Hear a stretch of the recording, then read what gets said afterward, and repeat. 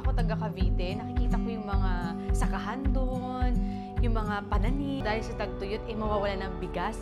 At walang nutrisyong makukuha, especially na ngayon na magiging nanay ako. Mga Pilipino kasi kahit anong gawin mo, basta nagtulong-tulong lahat posible. So, walang dahilan para hindi ko siya mahalin at alagahin. Lahat ng tao sama-sama, tulong-tulong, lahat pwede. Naniniwala ako na hindi papayag ang bawat Pilipino na masira ang Pilipinas. Kaya magtutulong-tulong talaga para maiahon ang Pilipinas at yung mga pinagdadaanan nilang kalamidad, malagpasan natin. Siyempre, kung tulong-tulong, sama-sama, mas madali nating maaayos yan. At isa ako sa mga tutulong dyan. I'm Marian Dantes. This is my contribution. I am Tyler Kema. This is my contribution. What is yours? Sign up now. Climate change is inevitable.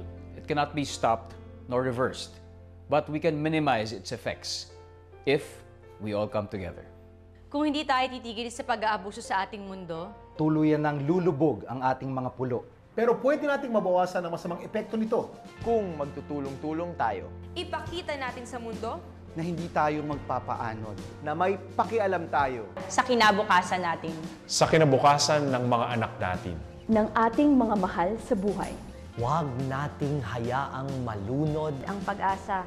Dahil gusto ko pang makitang lumaki ang aking mga anak. Let's all come together on Sa November 25. Para sa araw ng Now Kids, Iparinig natin ang boses natin sa buong mundo. na tayo'y nagkakaisa. Para sa ating kinabukasan. huwag na natin hintayin Ang susunod na Undoy, Yolanda. Ciao. and death. Not on. Our Watch. Sign up na!